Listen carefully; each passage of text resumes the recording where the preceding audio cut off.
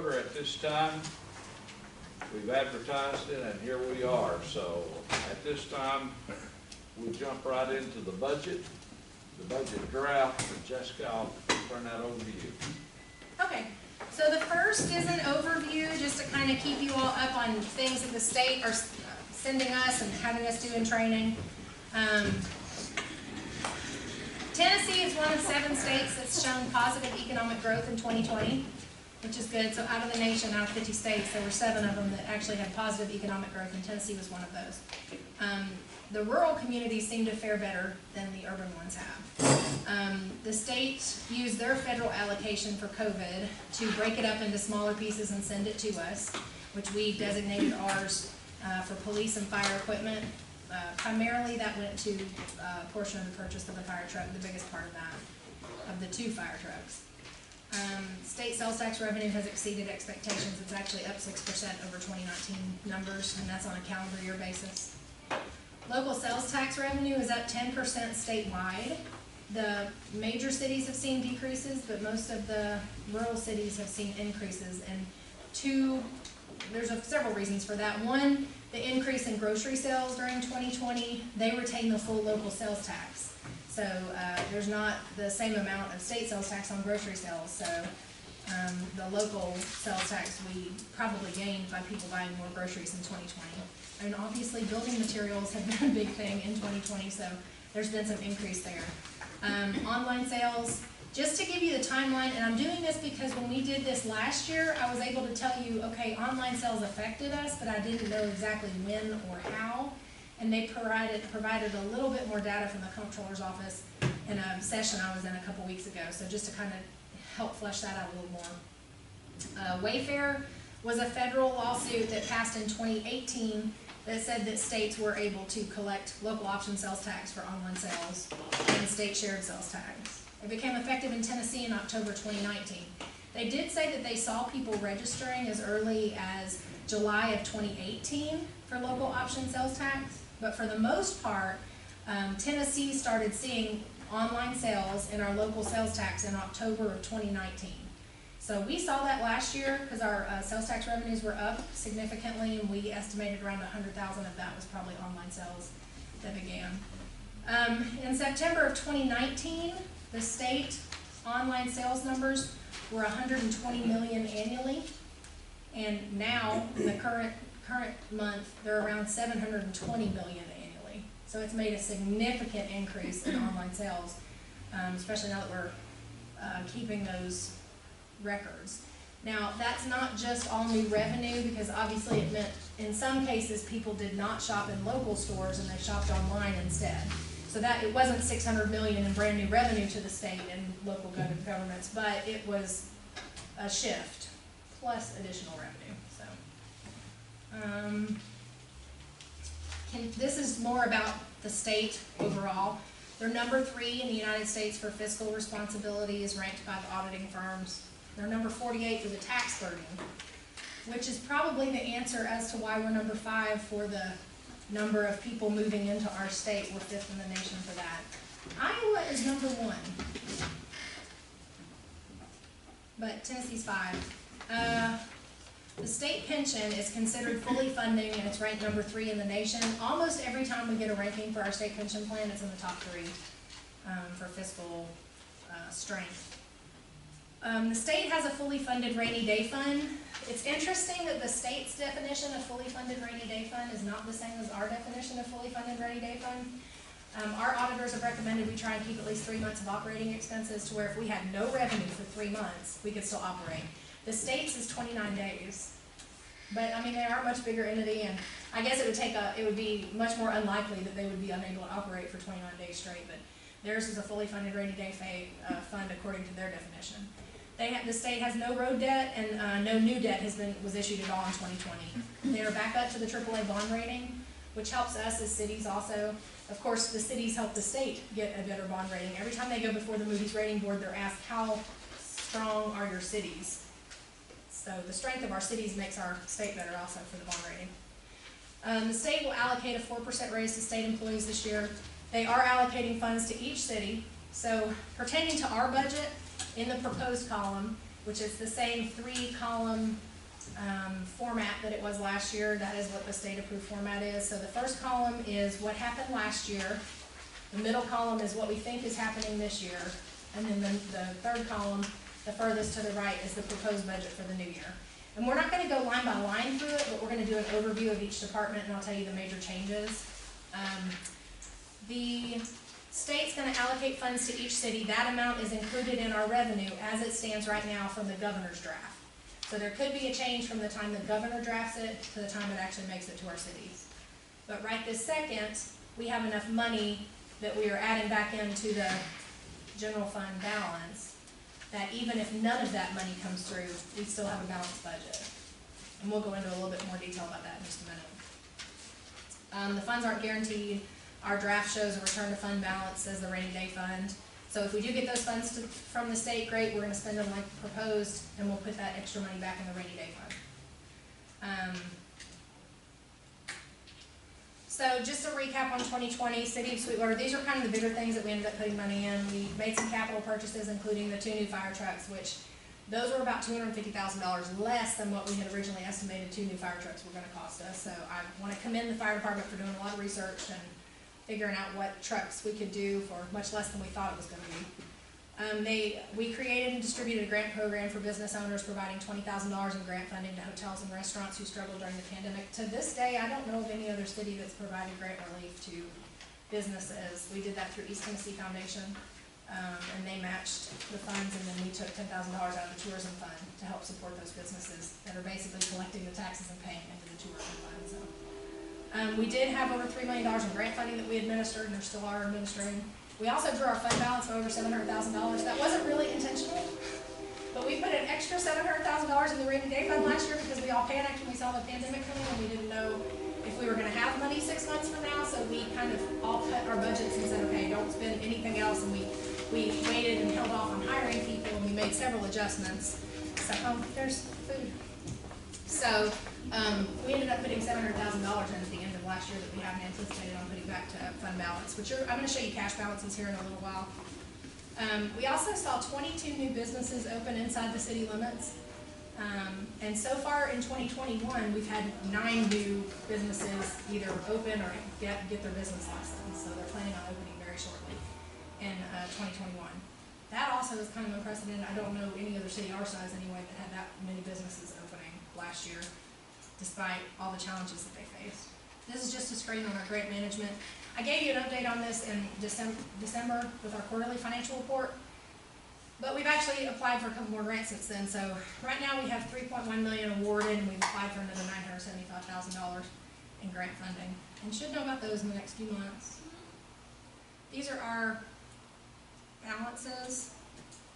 So if you'll look, you can't really see that on that screen, so I'm going to page down the balances. That's our balance right now. So if you'll notice, I went all the way back to 2007, and that's the highest cash balance that we've had in a bank account for sure since before 2007. So as far as liquidity, we're doing really good right now. We've had 26 years. Says Commissioner Stockton, or we'll just serve the commissioner. I'll take your word for it, I believe you. We did have 2.8 when I was appointed to this board, and Buster's group built that up first time Buster was here. And then, of course, I think we all know how it got spent. Now, I will say 40 some odd thousand of that is fund balance for the library, which hasn't always been included in our fund balance, but the vast majority of that is general fund. Station Day is included in that, drug fund is included in that, but it does not include the ECD fund, which is a separate bank account. So we have some pretty good funds on hand right now. And then the last thing I want to talk about before I let Jason take it over is our debt. And generally, Stockton is who asked me about our debt, so that's why I put this slide in here, Stockton. It's just for you. Our debt-to-income ratio is 7.68%, even with the $500,000 that we borrowed for the fire trucks. So our total outstanding general fund debt, so everything in the regular general part of the City of Sweetwater, is right at $2 million.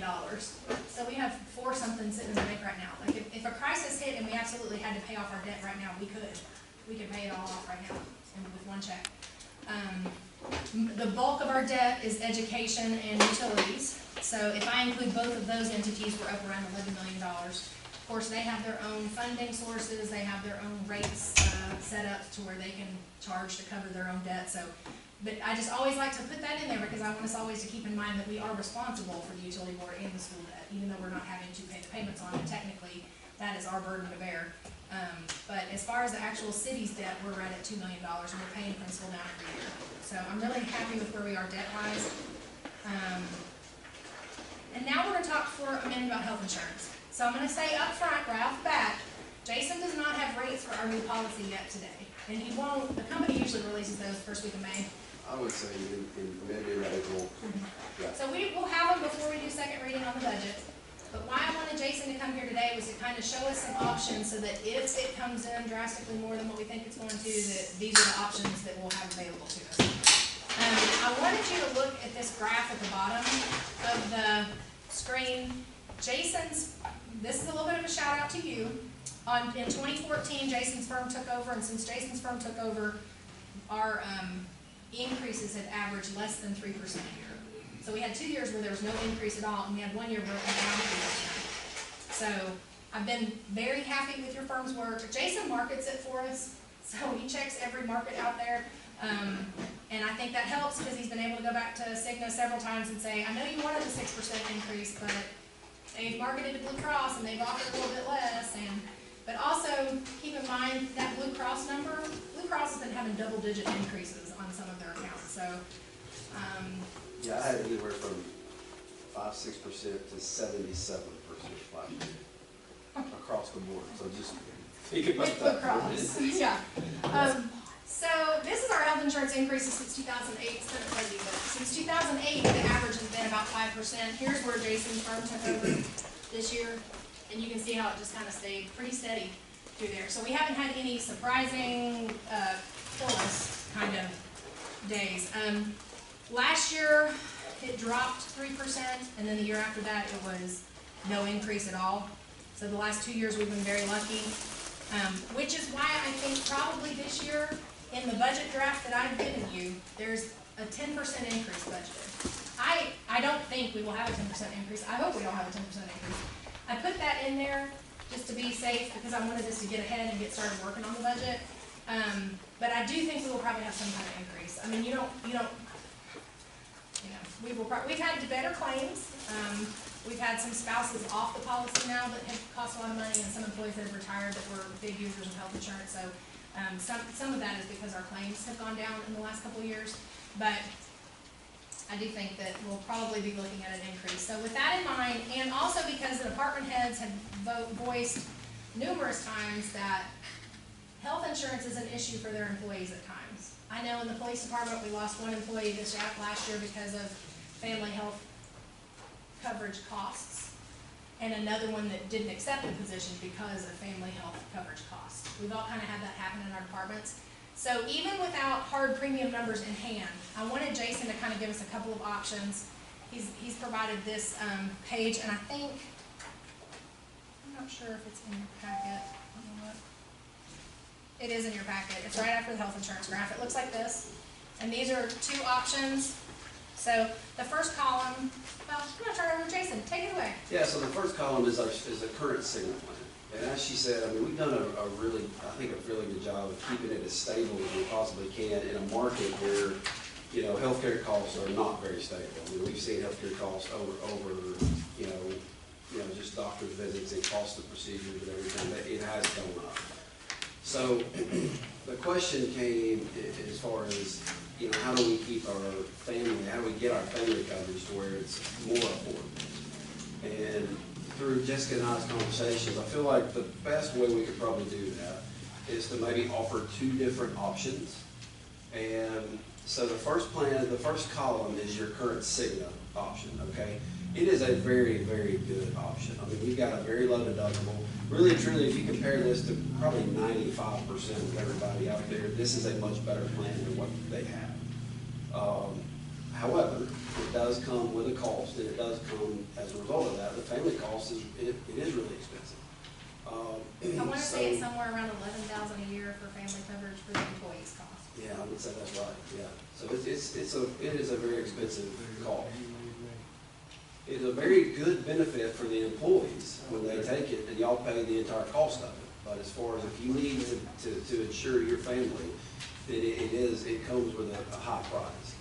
So a couple of options that we talked about is an HSA option, which is the second column. Okay, HSA stands for Health Savings Account. Now, right now, y'all offer an FSA. So let's don't confuse those, because they are very different. An FSA, you can put money into it, but if you leave money in the account, if it's over $500, you could lose that money. Nobody wants to do that, so that scares people. They don't really put more than $500 because they know they can't lose that. Now, on an HSA, it's called a Health Savings Account, and that is essentially a bank account. I've got one, and for me, it works really, really well. So a Health Savings Account is essentially a bank account that you can put money in. The employee can put money in. The city could put money on the employee's behalf.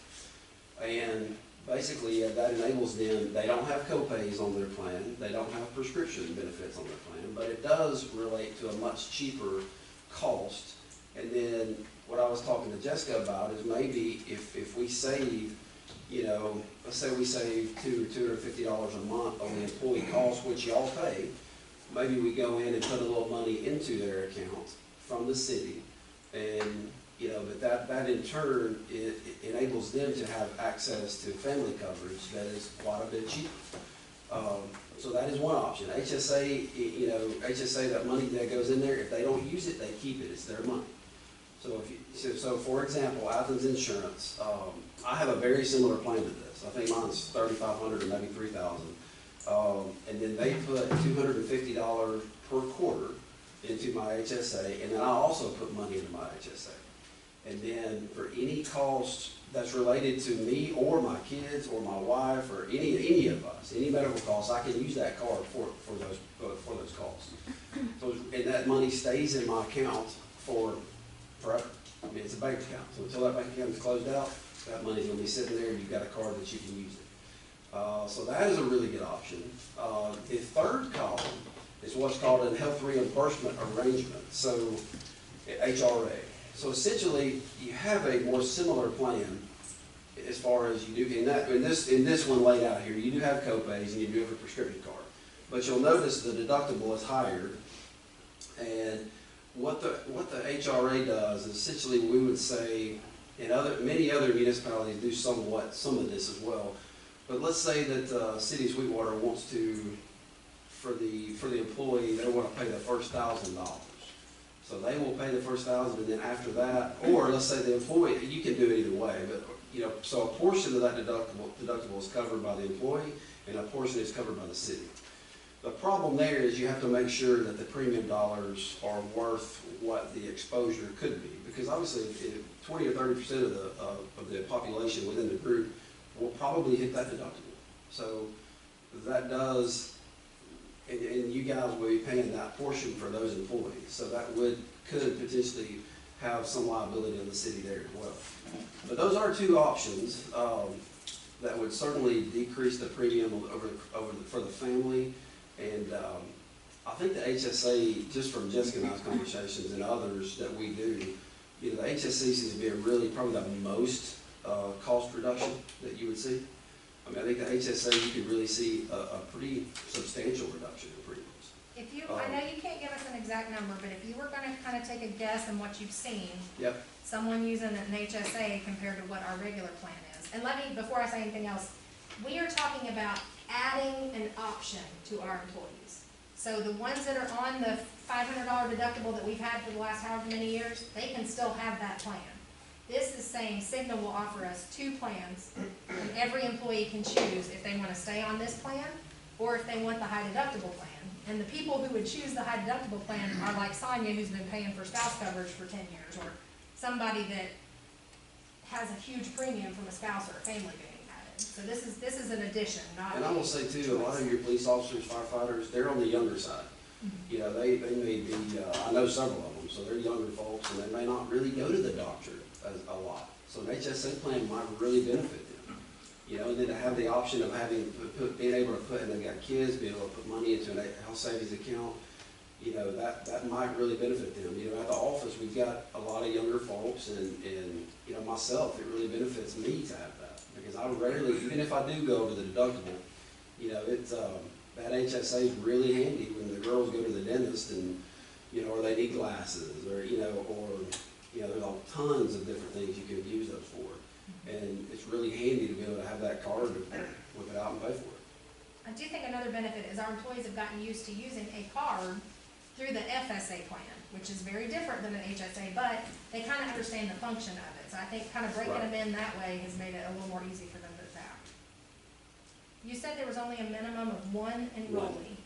Yeah, so we can offer the option, and it would be 100% up to the employee's choosing. And then as long as we have one person on either plan, I mean, if you had, let's say you had 50 people total in the group, if you had one person take the HSA plan, they would offer it. So it doesn't have to, we don't have to have a percentage, we don't have to have a number of participation or anything like that, it's just one person. And you were about to ask me about rates.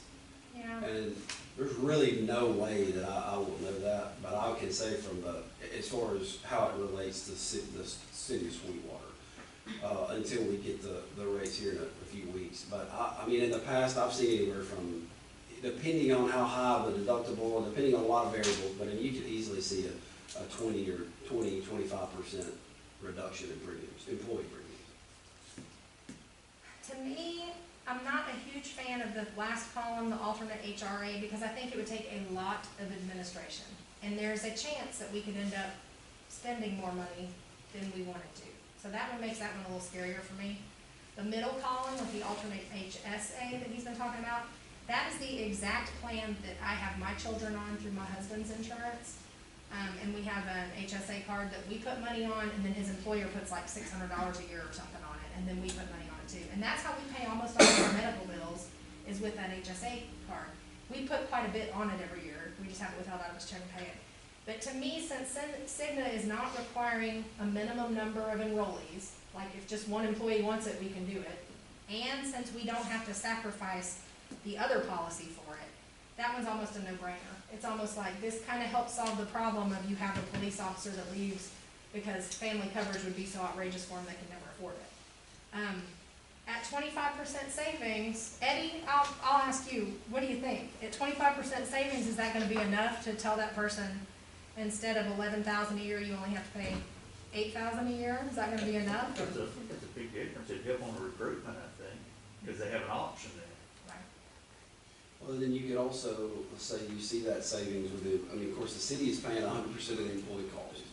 So let's say you see, like I said, maybe $150, $200 a month less in their employee costs, which the city of Sweetwater would see that savings. Right. You could then take some of that savings, reinvest it into those employees that have chosen that, and maybe give them, you could give them some money into their HSAs. And so the lack of a copay, which a lot of folks are scared of a copay, not having one, and not having a prescription. I've been years without having a copay, without having the prescription benefits. And I don't know that I would go back, because I've never really had something where I couldn't find a generic that really wasn't a high price. Now granted, I'm a pretty healthy guy, so it's not, there are certainly those situations that have require specialty drugs, and that is a whole different. Right. But, for the younger population in the city, with respect to, I think a lot of, because I've seen a lot of them, the fire department and the police guys are fairly young. Yeah. And so I think that might be a real good benefit for them. And then that would give them an ability to be able to put money in there themselves. And if you get enough in there, you can actually, there's folks that you can actually invest in. It's really neat, it works really, really well. And There's some like I kind say, of maximum cap every year too of how much you can put in without it individually being it's like, taxable. yeah, individually it's like $2,850, and then there's also a family, it's $5,000 something. Okay. Yeah. So, So to it's kind of me, similar to the FSA. yeah, the middle column to me feels very no-brainer, because one, we're giving our employees an option. It's probably going to save the city a little bit of money, but that would not really be enough to motivate us to do this. But I think giving them the option that if I am someone that has a family that needs family coverage, at least I can purchase this one, and it's a little bit less, and I've got the HSA option. So what I really was hoping that we could decide today was just to give Jason an instruction on our renewal, once we get the rates in, to ask them to quote one of these options. If someone feels very strongly about that last column or thinks that's a really good option, we can have them quote it. I think definitely we should ask them to get quotes on that middle column one, especially since we can keep our existing coverage and just offer that as an option. What are y'all's feelings on that, or how do you think?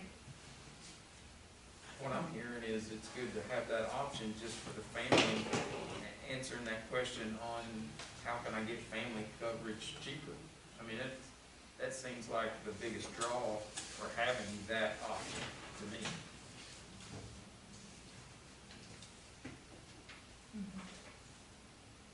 I think the idea about not having to have 15% or 20% sign up before you qualify. I think if there's one person that wants to, sounds to me like the option's there, and we sort of leaving it to the employees. And what you want, now you better speak up if this is what you want, and you participate. If it's not, you get what you got. Do they just have to enroll before July 1st, like they can just do it at our? Yes, it's just regular up enrollment. Okay. Yeah, so the only way it would really change is in our booklets that we do, that sheet that we give them, there would be both options, and it would be, we would have both what it costs you, both employee, employee spouse, employee child, and family, that would be broken out for each option. Okay. And Anyone then else? they would elect whatever they want. So they have, like you said, most of them they can just sit there and mark what they've got, or they can mark the other option that, you know, and we'll have that all laid out in the booklet. Okay. Does anyone feel really strongly about that last one? I'm just really not interested in that unless someone feels really I will say this, it can be administratively, it can be a hassle, because you do have to have someone who has to do it. They can manage the HRA. However, you gotta basically, once you hit a certain point, the person that's paying the bill changes. So it's definitely can be a little confusing. Well, could you get a price on both of them? Oh, yeah, yeah. The problem is on the HRA is I can give you a premium price, but I really would have no idea how to say what the city would be liable for. So if we did a $5,000 deductible and we said the employees are gonna be responsible for $2,500, then the city's gonna be responsible for the last $2,500. There's really no way that I can say how many people will meet that 5,000 portion. The city responsible, you're talking about dependent coverage. No, so. Talking about the primary? Yeah, so on that, it's a $5,000 deductible, so that's the employee. So basically what a health reimbursement arrangement means that you change who reimburses for that deductible. So that first $2,500 will be the employee. And I'm just using that. It could be 500, it could be 1,000, but let's just say 50-50. So 50% is the employee's responsibility, 50% is the city's responsibility. There's really no for that 5,000 deductible. For the dependent coverage? No. For the For the whole employees, thing? just the Well, that employees. sounds like it's penalizing the primary insurer. Yep. Well, And the other but thing you're is, we getting a don't cheaper know- premium.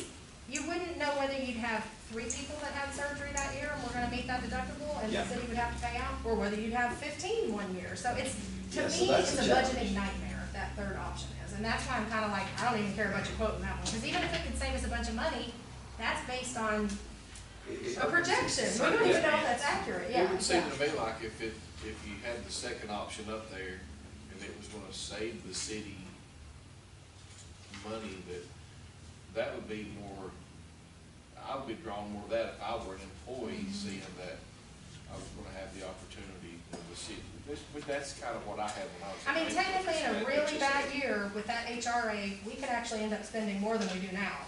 That is absolutely true, yeah. How many, I mean, how many city employees do we have that actually want family? I know all of them probably want it, but I mean, I don't know does that. anybody have an ideal? I mean, Eddie, have you had any problems, people asking for family I'd say if it were affordable, Mayor, I'd probably have 5, and I think we'd go to it. John, same thing with you. I mean, And,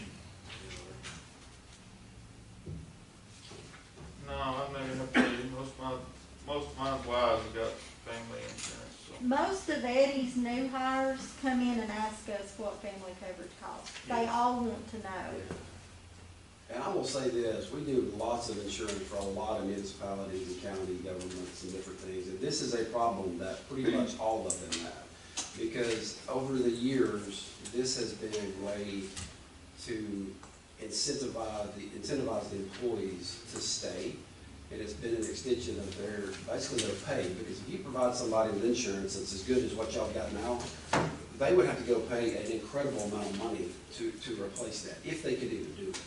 So that, I mean, essentially, the public sector, private sector, whatever, they've taken the approach that they want to be able to provide good benefits to their employees, and that's part of their compensation package. But it comes with the price of having the family coverage be almost unaffordable for most of the families.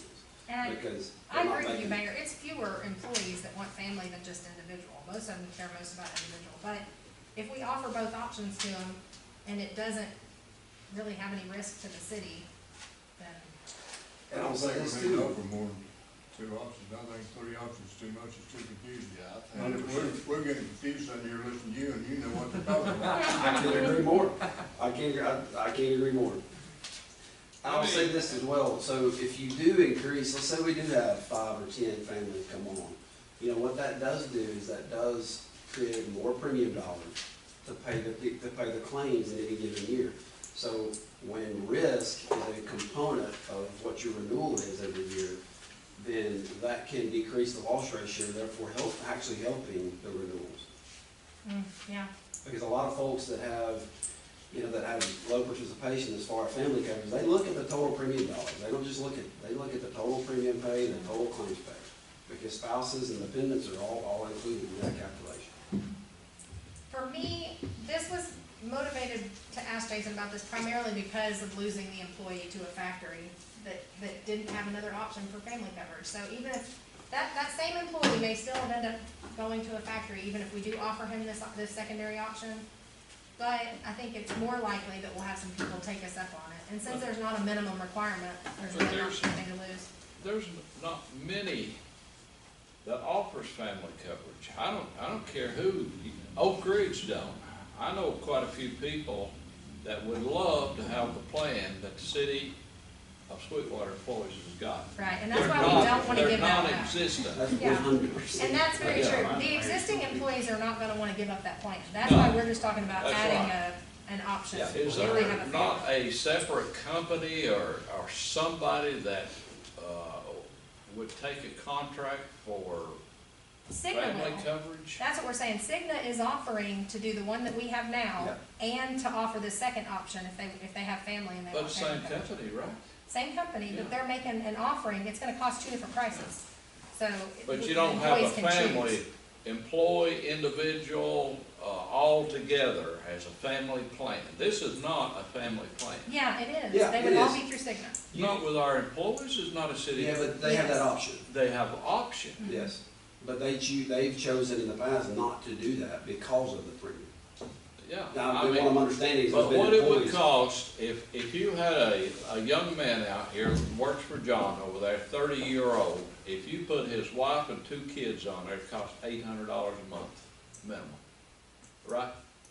It's more than that. It's $1,100. Probably It's $1,100. $1,100 a month. And what But we're I'm saying talking is- about $1,000 deductible or $2,500. Well, what Yeah, we're saying it is Cigna will offer a $3,500 deductible to a family to put them all on Cigna's plan. And that 30-year-old employee can either choose to stay with the same coverage he has right now, which just insures him, or he can choose a family plan. He has to pay the premium for his family, but instead of it being $1,100, it's only gonna be $800 because he has a $3,500 deductible instead of a $500 deductible. Now, does that $3,500 deductible, when he puts, is that on him too?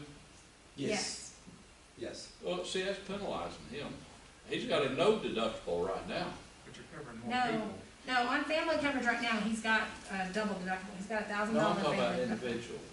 I'm talking about our city employees right now, what deductible they have. Yes, but see, 500. yeah, and what we're saying is, the only people who would want to take this are the employees that have children. Like, I mean, you know, I an know, older but single employee's not My gonna. question is, if Eddie, he don't pay anything on his hospitalization, he's got no deductible. $500 deductible is what Eddie 500, has. okay. Mhm. Now, let's say he puts his wife and 2 kids on there. Mhm. That kicks them up to 3,500 deductible.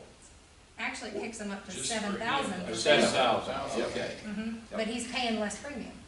okay. But does that make Eddie's go to a 7,000 too, or does it stay exactly like it is? No, it would be 3,500, so individually it'd be 3,500, family would be double that, which would be 7,000. We're worried about that kid, man.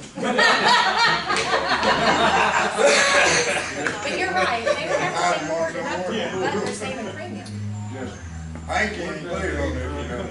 The thing is, right now, if they're saying, what's the, 800 and 1,100, where did it come from? That's about the premium, the 1,100 is about what they pay for family coverage. If I wanted to put my kids and husband on my policy right now with the city at a $500 deductible, or $1,000 for family, I would have to pay $1,100 a month for family coverage, because our policy is so good. So it's good that it's so good for that one employee, but when you go to talking about adding family members, it's not good. It's so expensive to them. That's why they would be willing to go to a higher deductible to be able to pay less That's premium. what we were told. It's over $1,100 a month. It's like $1,153 a month to put What's your his family. name told us it was 1,500 or something. That's the reason why he left. You know about it, I don't. He probably came to you. That may have been including his premium, but see, the city pays his. Yeah, that's premium, But don't know what he's talking about. Good afternoon. Jason, let me ask you another question. Is there any plans available? I guess you'd have to qualify them health-wise. Individual plans available that you sell, whether it be Blue Cross, I guess that'd be the best one. Yep. That we could get a list of people, like for an example, let's say Chuck's wife don't have hospitalization. She is 40-year-old, she's self-employed, and she wants a hospital plan. If we give you the information with his okay on it, are there a way you could take that down and come up with a premium and say, Yeah. look, instead of buying it through an employer, buy it individually? And that's what a lot of our That's probably what a lot of employees them do now. Yeah. And that's Yeah. what is the Yeah, best, they can. because But there's no reason not to offer the second HSA option. It doesn't cost the city anything. It costs I us know, less. but how many employees is gonna say, yeah, I want that for $1,100 a month? They wouldn't pay $1,100 a month anymore. It would be less if they go to the Well, higher 800. deductible. Yeah. Hey, There may not be any, but that's the good thing about it is we can Right. offer it to them and there's no minimum requirement. If even one person wants it, they're allowed to have it. So it's just an extra option. That you talk about individual, and after a while, you get into this Cobra account each other. yeah, you can't afford it over for long. Well, I make I don't think it requires a motion, but I would suggest go ahead and do it. Anybody got another thought? You're offering them a good option, Yeah. just like we talked about 30 minutes ago. I think it'd be a good idea. Still on board with it, Buster. Well, Okay.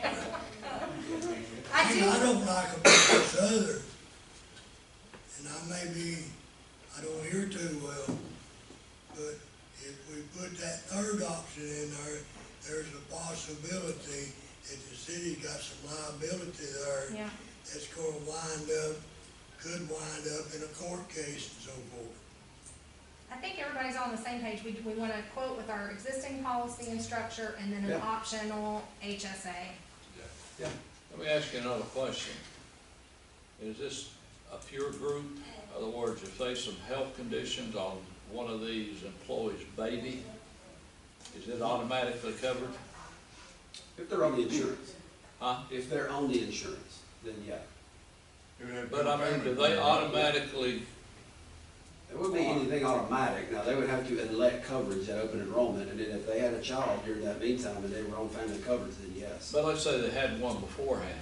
Let's say they know this child's got cerebral palsy or something like that. Yeah, if they choose family coverage, you can't, I mean, they would be covered. They cannot. They would be accepted. They would be, Their yeah. pre-existing conditions are not Pre-existing having us. So that's another conditions are no more. person that might be interested in the family coverage Yeah. that wouldn't normally, if they have someone with a condition, Yeah, that they would get group coverage for instead of everything else. Is that on either plan? it is. That's current option. Now, is this HSA, that's what he used to call a cafeteria plan, right? No, cafeteria plan is an FSA. That's what you currently offer on this plan now. That's the other option, right? Yeah, That's what yeah. I was talking about. Well, no, That's what, he used to no, be no, on no. cafeteria plan. So what you've got now is called a FSA, or a flexible spending account, and that is what's called, so the cafeteria plan is more, actually, I take that back. Cafeteria plan is where you can pre-tax the, premium payments. So that's not either. Cafeteria, am I right, Jessica? Cafeteria, that's older terminology, but that's where, that's basically like that, what's it called? You get a pre-tax dollars. You get instead of pre-tax post-tax. dollars, But yeah. these, both of these deductions can be taken pre-tax. So Right. the HSA or the regular Cigna plan, anything that the employee is paying instead of the city, they can elect a cafeteria Right. plan deduction for that. How do they figure the rate on this? Let's say a 25-year-old and a 60-year-old. Mhm. What they do, come to a meeting, average age, So they take age bands, so let's say they do a 25 to 30-year-old age band, and they look of everybody that's, you know, they've got insured, average medical cost per person, you know, then they kind of come up with a rate. So these age bands are, like if you got a bunch of folks, every time you cross an age band, technically, they may composite rate it, so the employee cost doesn't change. But within that, there's age bands, and that's how they look at age bands, how many smoke, how many are male, female, a lot of different criteria. And they plug all that into their little algorithm at Cigna and wherever that's at, and then it spits out here's what it should be. when do we present this to the employee, have a meeting? and- We do that annual vendor day, usually in June, and they have an option to sign up for vision insurance or dental and all that stuff at the same time. That's open enrollment for us. So usually we do it the first or second week of June. Sometimes we try and do it in May in case there's an increase, we can do their deductions ahead of time. But hopefully we'll have rates in hand that first week of May and be able to make an offer Yeah, to yeah. them. And that way we'll be able to have it before our final draft of the budget and know for sure what it's gonna be. Does anybody have anything else for Jason? Because I don't want to make him stay any longer. Any other questions on health insurance particularly? And then we'll lay all this, I'll be here at that day, and then we'll lay all this out in their booklet, and we can, I mean, education is, anytime you make a change, educating the employees is a big deal, to make sure they understand their benefits, so.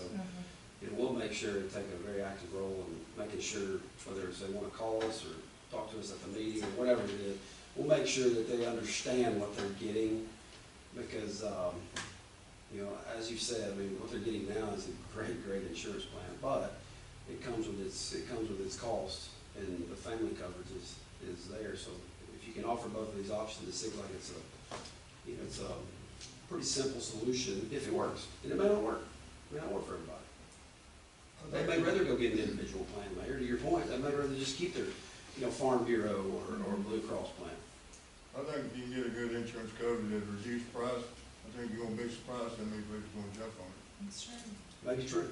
especially. Yeah, with but- employees. The second thing y'all need to think about in doing that is if you want to put any money into their HSA, Mhm. or, because I'm gonna tell you, if you do, that, what you're saying may happen, maybe more. Yeah, and I think the point that we would work on that, I would probably provide some options depending on what the premium savings comes in at. Correct. So if it's gonna save 50%, then we wanna encourage as many of them as we can to move to that high deductible plan, Right. because it's gonna save us too, so.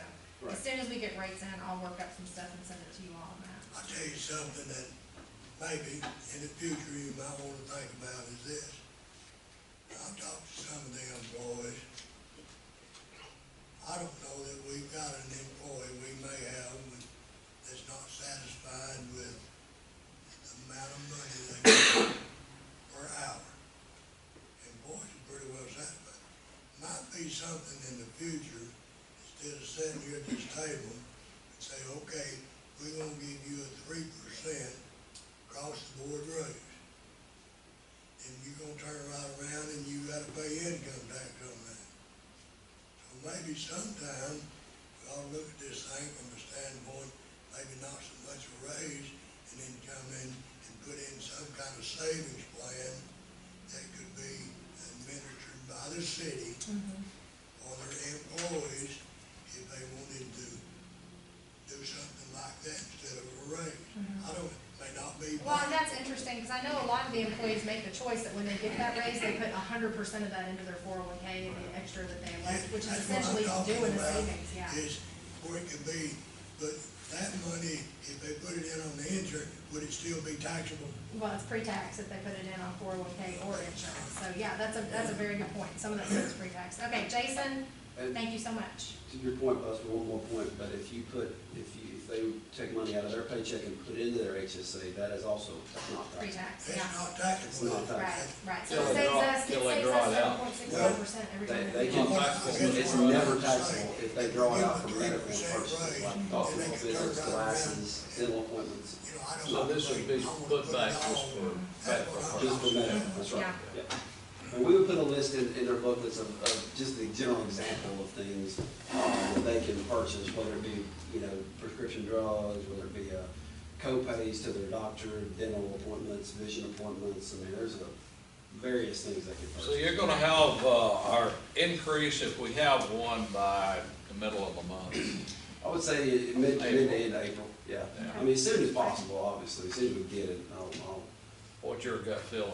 I have no idea. We don't, none of us know what COVID's gonna, how COVID's gonna impact these. I mean, we just don't know.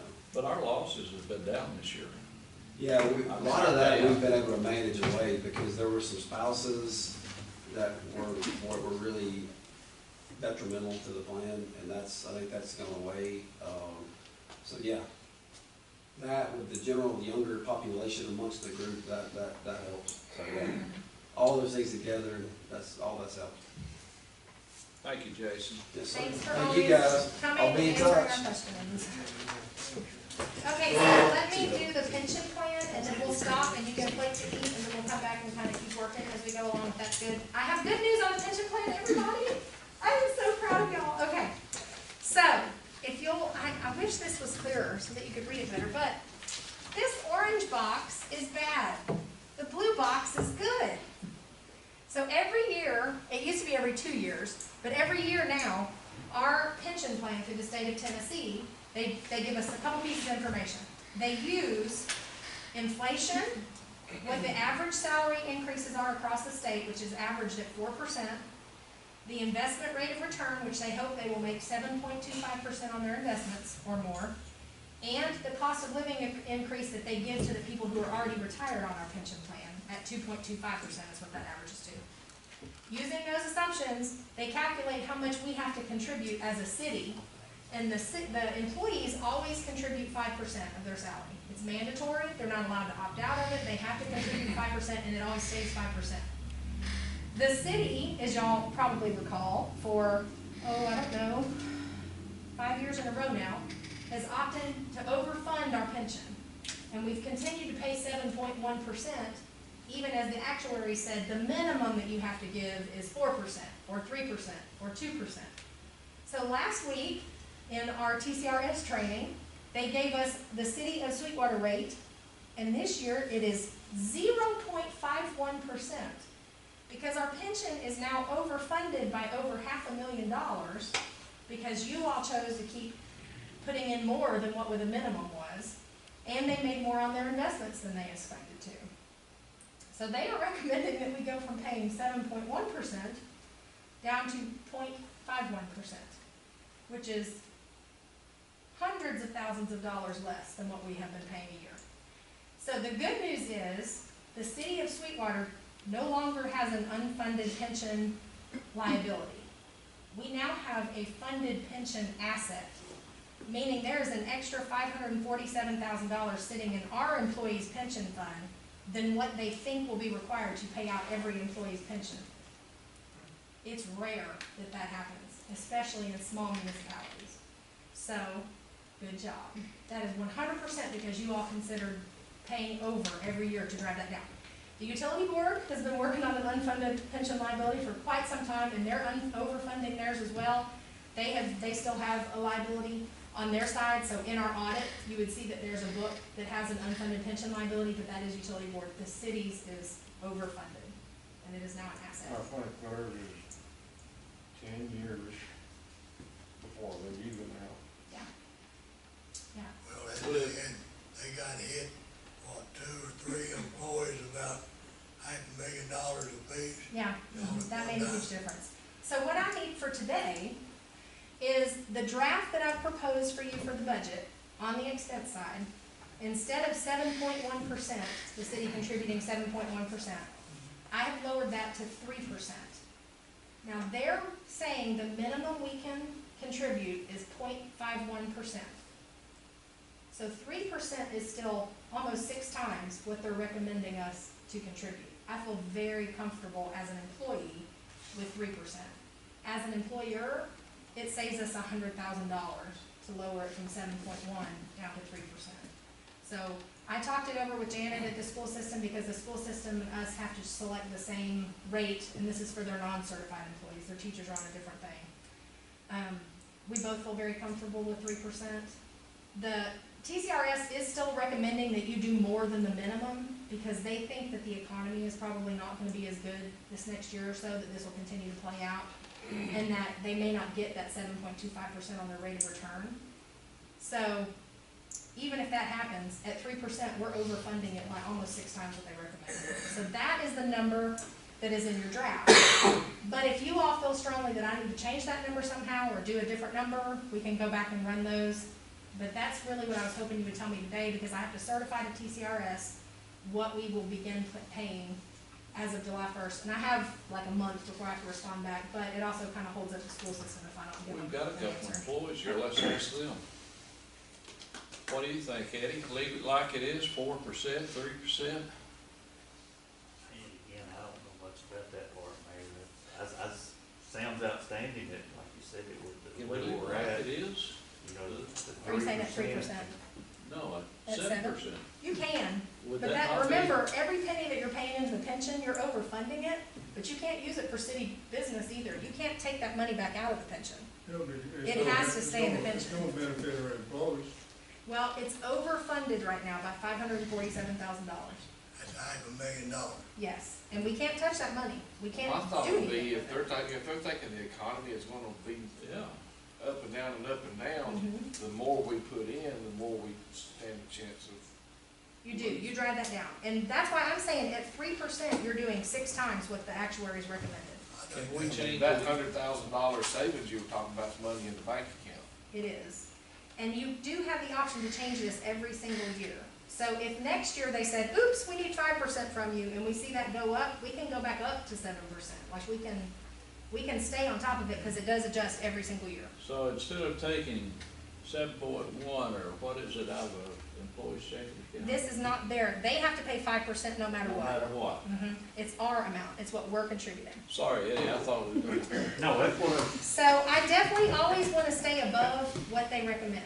I don't ever just want to pay the minimum, which is what we always did until about 2013. We paid exactly what they recommended. But basically, what this is saying is we paid surplus. There's surplus in there. What we are required by law to do, there's a surplus out there. If we bumped it up to 14, does that mean that our employees get more in retirement? No. Okay, No. that's where I was headed. Yeah. It just means that our pension would be funded for longer. Yes. So right now it's based on, say, 50 years. So it's saying, Just was telling everybody the truth here. you know, I tell you what, I sat across the street and we spent 5 or 6 months trying to figure out how we're gonna supplement that utility company. Because for years, they've been going and not putting enough money in it. And I'm talking about big money, $4.5 to $5 million. And now that's hard to buy when you got to put, I think one, I may be wrong, but I think in 1 6-month time frame, we put about $2 million in that TCRS. Now, that was hard to swallow. And here we had employees retire, and then them drawing money out, and it throwed it back more. So we had to come up with more. Well, didn't y'all put up determined they can't do that anymore? They can't draw it out all at one time? It's set up, I'm pretty sure I'm telling you correct, it's monthly payment. Yeah. Now, Let me they ask- had a deal at one time, some of them was a lump sum, they could take the lump sum. I think that's what happened. Yeah. On that, they changed that, but, you know, I think the 3%, I thought you'd recommend less, really I did. But the 3%, like you say, we're talking about 6 times what they're recommending. I think it's a good idea, I think we can use that money, savings there on something else.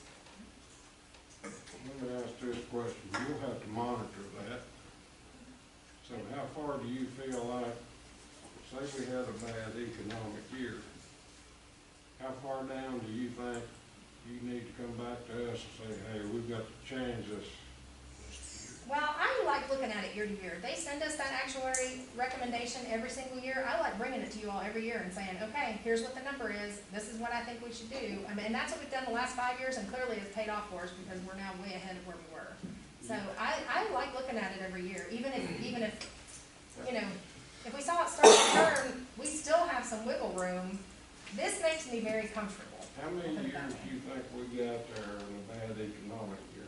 I think you'd still be okay for probably 3 years without changing the rate back up. But like next year, if I saw that they were recommending, like if it went from 0.51 to 4%, I would say, okay, let's go back to 7.1, because I would always want to stay ahead of that. Do you trust these actuaries?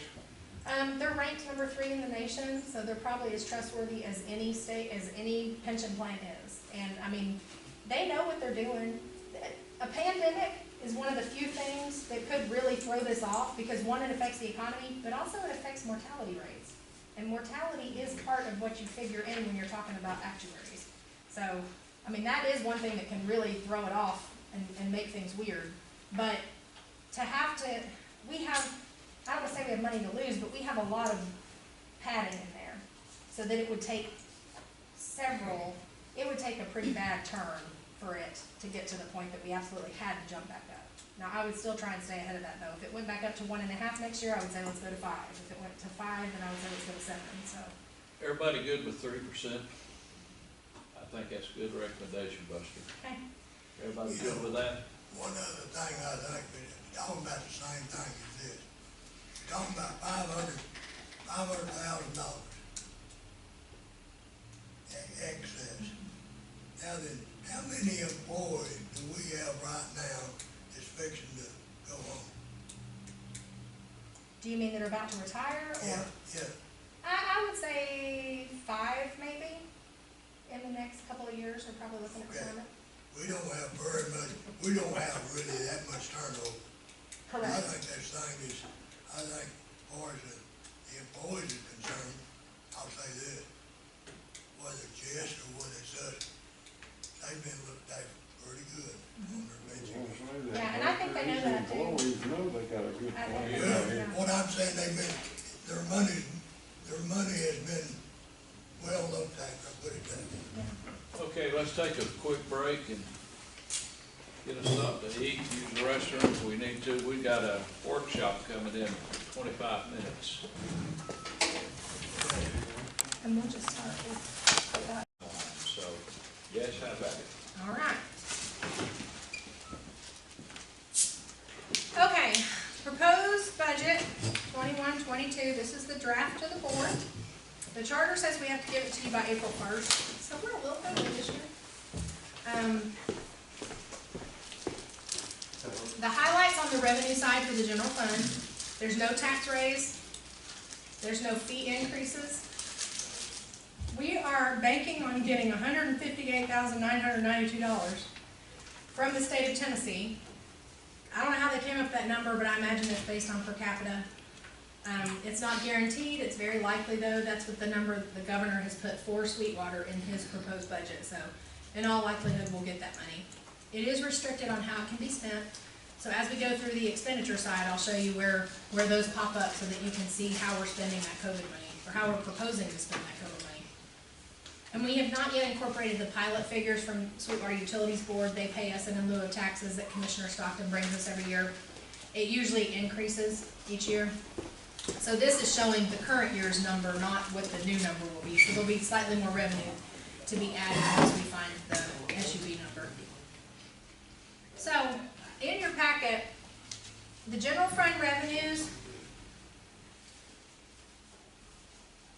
are $7,482,862. Last year, it was $7.9 million. That is because we got COVID money and a couple of grants that we finished out. So it's not really that we're having a decrease in revenue, it's just those grants are not in again this year. I want to make a special note that I'm not really,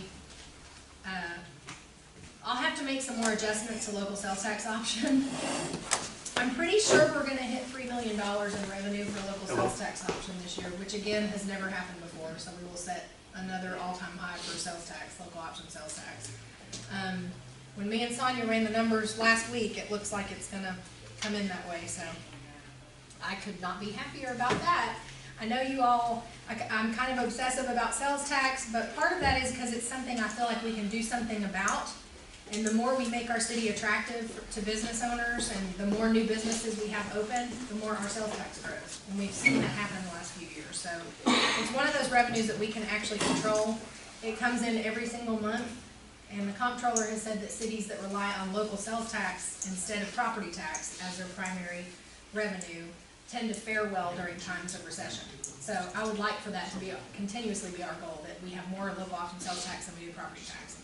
In the new budget, I've estimated $3 million in local sales tax. In all likelihood, it will probably be higher than that.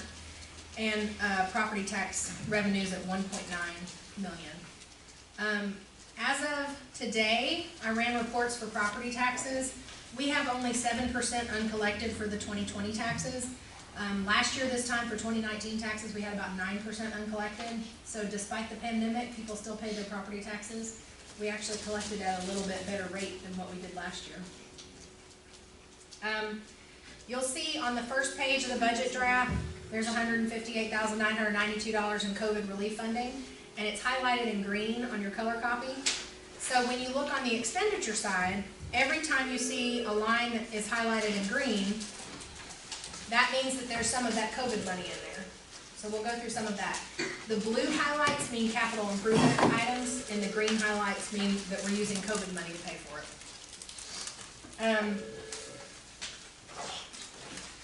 So, an important point right here, our total revenue is $7.482862, and our total expenditures for general fund are $7.241417. So that means we have $241,000 and change more in revenue than in expenditures. So as of right this second, if nothing else changes in the budget, we would be putting $241,000 extra into the rainy day fund. $158,000 of that is the money promised by the state, not guaranteed yet though. So even if we don't get that $158,000, we're still putting extra money back into fund balance. So the other answer with that is, if you five here decide that there's something else that you need added to the budget, that is the pot of money we can pull it from, that $241,000 there. 158 of that is from the state for COVID money, so, you know, the reason I wanted to leave 158,000 in padding was just in case that money doesn't come through. We will probably know in the next month if that money is going to come through or not, so before we pass this on final reading, we should know. So that's the general fund revenue highlights. Proposed expenditures, still talking about the general fund, these are the highlights. There's a few major things that we are doing in this year's budget. The total overall expenditures are 1.4% more than last year, which is pretty interesting considering you're giving a 3% raise in this draft, that you only have 1.4% more in expenditures, because it costs more than that to give the 3% raise than the 1.4% overall. So that basically means your regular general operating supplies in every department are staying at what they have been, and the only difference is the capital projects and payroll. I did put a projected health increase of 10%, so hopefully it won't come in that high. We don't really think it will. and we'll have even more money there to put back into fund balance. There's a cost of living raise to all regular employees of 3%. That's setting the retirement rate at 3%, which is what we've talked about in this last few minutes. We did increase the library appropriation just by a nominal amount, $4,000. That's to designate for wages. They have one employee that's going to be finishing her master's degree this year, and I think they want to attempt to try and keep her there, and that's part of the reasoning for that raise. We are also going to take on their copier lease, because we could add their copy machine and an extra copy machine to the police department, and it'd only be $100 more than what we're paying now per month. So we said we'll just take the copier lease over for the library, and that, because that $1,500 a year is a big amount to them, and it's not really that big of a deal to us. We also put $20,000 in for education appropriation. Part of this is trying to keep up with the BEP. They are not showing an increase in student population for next year, but sometimes the BEP will still be raised. And the governor is trying to put more funding into education this year, so he may raise the BEP formula, or the BEP formula may be raised, not necessarily by the governor, but it may be raised, which means I don't want to be caught standing there empty-handed and needing to add to the education appropriation. We also haven't increased that in a couple of years, so it's about time to put a little more in. We also didn't give them any of our COVID money. Some local city school districts received. I'll be right back. All right. Really sorry.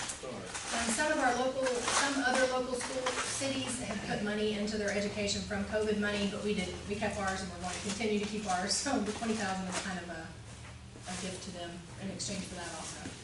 Everything that was asked for the capital improvement plan, so all the pieces of equipment, the renewals on the vehicle leases, all those things are included in this budget, but they may not be at the total amount that was in the capital plan. So that's where we can go back and talk about that $241,000 that we have extra, that if there's something that's gonna be a little bit more than what we thought it was gonna be, or we need a little bit more, we've got a little wiggle room there. Okay, so this is a big deal. The federal government is gonna give us some money from the stimulus plan. It is called the American Rescue Plan Act of 2021. The City of Sweetwater will be eligible to receive funds from that stimulus bill, and the Board of Education is going to get a separate pot of funds, so we don't have to share our money with the Board of Education. They're getting their own money. It is our understanding that utilities, a municipal utility board, is included with the appropriation they're going to give us. So the utility board will not get a separate pot of money. We all get one pot. O&B, which is the Office of Management and Budget at the federal level, has not clarified what we can spend this on yet. The weird thing about it is they're front forwarding the money. They're going to send us this money in the next 60 days. And it's a significant amount of money, but I don't know the exact amount yet, so I don't want to say it yet. But they're going to give us a pot of money. But they haven't told us how we can spend it yet. They have told us they are going to really highly scrutinize the accounting, that it's going to cause us to have to create a new fund to put that money into, and that we are going to have to operate under the Single Audit Act conditions, which basically means the schools are already audited that way. It's just a higher standard of audit because of the amount of federal funding we're receiving. I can say for sure that me and Sonia have already had a discussion about how we're going to set up the fund. When that money gets deposited to us, they will send it to the state first, and the state will forward it to us, and they have put in the law that it has to be in our hands within 60 days. So we're going to get this money, but we're not allowed to spend it yet. So I don't really think this is something we should talk about during the budget, simply because it's not going to affect the budget. We're going to have to do a budget amendment for it either way, because they're probably not going to give us guidance for 2 or 3 more months. It does have to be spent by a certain deadline, but that deadline is December of 2024. The comptroller is also going to give guidance on how they think it should be spent so that we don't get in trouble, because if we spend it in a way that they don't like, they will make us give back the money. The comptroller said that he thinks we should spend it on one-time expenditures, not on something that has to be repeated, because you're only getting this money one time, in theory. So one-time, long-term expenditures is what we're looking at. That's the only slide I put on here on that, and I know I'm being kind of vague, but that's because I don't know what we can spend the money on yet. So I don't want us all to make a bunch of dreams about how we can spend this money when we don't yet know what's going to be allowed. But I wanted you to know and have it addressed in case any citizen asks you about it, or you read about it in a newspaper or something. There is a pot of money designated for the City of Sweetwater that's coming through the state from the federal government. We'll have it sometime in the next 60 days, and we don't know how we can spend it. But we do know they are being very I want to scare the hell out of you about how we need to spend this money. Let me put it that way, because they have scared the hell out of me. So we'll wait until they give us very clear guidance and say, yes, you can spend it on that, and no, you can't spend it on this until we make any decisions. And as soon as I have that information, we'll have a meeting or we'll talk about it in a workshop or something. Very scary. Send it back. Okay, so, proposed budget expenditures. Our total budget expenditures are 7.2 million, that's 1.4% more than the prior year. Almost all of that is the raise and then the associated things that go with that, like work comp and health, pension and those kind of things. State Street Aid and drug fund, there's not a huge amount of significant things in there, but I did want to hit those because in State Street Aid, we've put an amount in for the STP project, which will cover engineering and resurfacing of Hawkins and Linwood Road, because I do think that will happen in this next budget year. And then we also put part of the multimodal phase 1 grant, which has already been awarded. That's a $1 million grant, but our match is only 5%. So on that $1 million grant, we'll be responsible for $50,000 of it. I don't think that one will be in construction this next year. I think it will be another year. So I just put a small amount in State Street Aid for that. Wait a minute, whoa.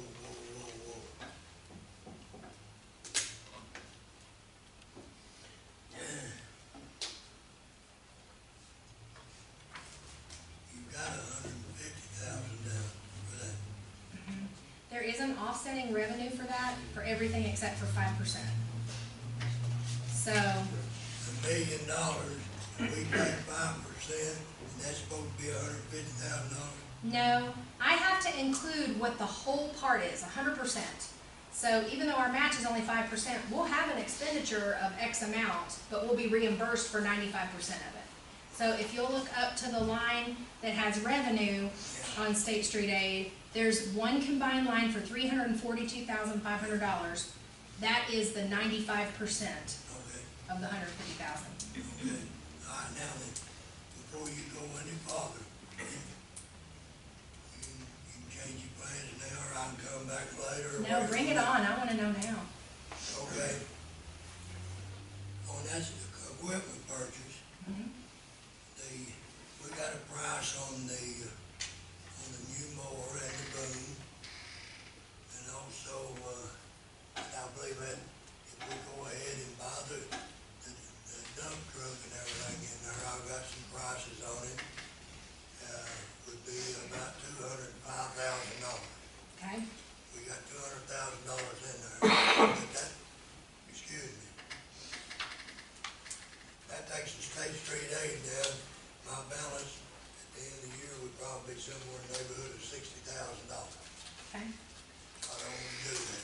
okay, So I want to take we got $200,000 down for equipment purchase mhm, in State Street Aid.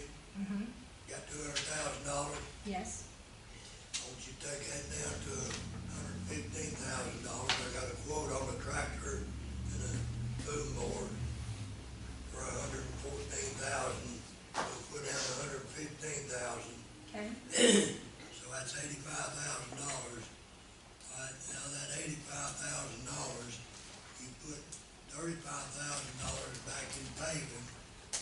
okay, That would make State Street Aid, I'd have $85,000 in paving. mhm, In the city's portion on the city highways, I got $50,000. mhm, Is that right? yes, Okay, that's the savings of $50,000. mhm, You can put that back in the kitty. okay, Can you do that? mhm. So you want a higher balance in State Street Aid? Yes, that Okay. would put me up, that way would put me up around $105,000 or $110,000 balance if we spent everything. Right, Okay, okay. I'll make that change before the next draft. okay. You mentioned Buster's paving. A while ago, you mentioned the state had zero debt in road money. Where you drive up I-75, there's one on Saturday, and you'll see one. That's true, Buster does a good job with his paving money. Any other questions on State Street Aid, Buster? You good No, there? I plan had this speech now for 3 months. Well, I'm glad you got it out. We got it on the record too. All right, drug fund, I pretty much left it the same as this year. I made almost no changes to drug fund except I added $500 for professional services, and there was a real specific reason why I put that in there, Eddie, and now I can't remember what it is. Do you remember? Did we have something we thought we were gonna have to pay somebody for $500 for? Anyway, that's the only change between last year and this year in drug fund. So if you all have other things that you wanna talk about and get to me, I'm happy to incorporate anything that y'all want besides that. Sounds like a fee for something. And it could, I mean, I don't think it's a TDI fee or anything. I'll look back at my budget folder and see if I made a note to myself. You did talk to me about it though, I just don't remember right now either. I don't remember if I did or not. Maybe. Oh, I know you did, I Okay. mean, you say you did. So Fund 126, Law Enforcement Agency Fund, this is the fund that we retain anything that we got that we sold. And that fund, I haven't put any expenditures in yet, and it does not reflect the revenue. Well, it does reflect what the fund balance is probably gonna be. It's probably actually gonna be a little bit higher than that. So if you have anything that you think will be a planned expenditure out of there, if you'll let me know, because right now I have it budgeted at 0, not spending any of that money, so let me know if you wanna add something in there. And of course, you can always do it as an amendment too, partway through the year. Sanitation, the garbage fee actually went down 3%. So the way I have it budgeted right now is that our litter control person is coming out of the general fund budget. If you all want me to change that and take it out of sanitation instead, we have enough money to do that, but it would probably only get us a couple of years. So once the garbage fee goes up again, it would kind of run that out. So I thought it might be safer just to keep the litter control person in the general fund, and that way we don't run out of money in the sanitation fund. But if y'all have any strong feelings about that, let me know and we can change it. I thought that was still that part of it. It is in the general fund. What I'm saying is technically it's an eligible expenditure for sanitation, but we don't have a huge balance in sanitation. So if they go up 2 or 3%, that would wipe out that whole fund No, balance. I only done part of it. Okay. One of my last slides is the tourism fund. I'm just pointing out here, this is gonna be a big year in spending for tourism because we have the conference in October. Hopefully it's still on. So as that rural tourism conference, it has its own line item of $12,000. The conference itself has funding and they pay for the vast majority of things, but our hotel motel tax will pay a shuttle to run from the hotel to the location. And then we're responsible for a pre-conference tour to show off our area. So we'll be doing a little dinner in downtown Sweetwater. The county tourism department is gonna be paying for a dinner on Tuesday night for everybody that comes to that conference. So that's what the bulk of our tourism money will be spent on next year, will be that conference. It's a great opportunity. We're gonna have 125 tourism professionals from Alabama, Mississippi, and Tennessee. And we've got some big wigs coming from the state to come speak at that conference, and it'll be really good exposure for Sweetwater. Okay, the library didn't change very much. They gave us exactly what they requested, and we met that, so basically what they asked for is what we have in there. Home grant, we will continue to be working on houses. Those are all 100% reimbursed, so the budget on that is just kind of whatever we have, we spend it, and then the state reimburses us, so. The special notes on your actual column, our audit is running super late this year, and it is because of COVID, because they've not been able to do on-site auditing, so they're doing everything remotely, and it takes forever. They have not, as of last week when I talked to them, they have not actually started on our audit yet from June 30th of last year. So your actuals column, this first column in the budget, is not from the audited numbers. I've taken a statement of expenditures from my records and plugged in the numbers, so it's very close. But any adjustments that the auditors make through the year are not going to be included in that actuals column. I hope that it will be before we pass the budget, but if it's not, we'll just have to pass it with what my numbers are. We do still need to adjust the proposed revenues, and part of that is because between now and the end of March, we'll have quite a bit of delinquent taxes come in. So that means there's less delinquent taxes to collect, so I'll have to adjust those numbers. Once we get the health insurance rate, we'll adjust that also. So timeline-wise, I would prefer that you all pass the capital improvement plan. We still have not actually voted on that, so I would prefer that you pass that in the April meeting, and then in the May 3rd meeting, pass the first draft of the budget. So I'll incorporate the changes Buster gave me tonight. I'll incorporate any other changes that you all have. So look through it. We have plenty of time. But if you're gonna get me changes, it would be super helpful if it could be before May 3rd. Once we pass it on first reading, it takes me a long time to enter this into the format that the state wants for us to advertise the budget. And if we make changes after that time, it just makes it a little more complicated. And then if we can pass it on final reading by June 7th, I've noticed that that gets the turnaround time, it kind of gets ahead of the rush, and the state gets it back to me and approves it quicker.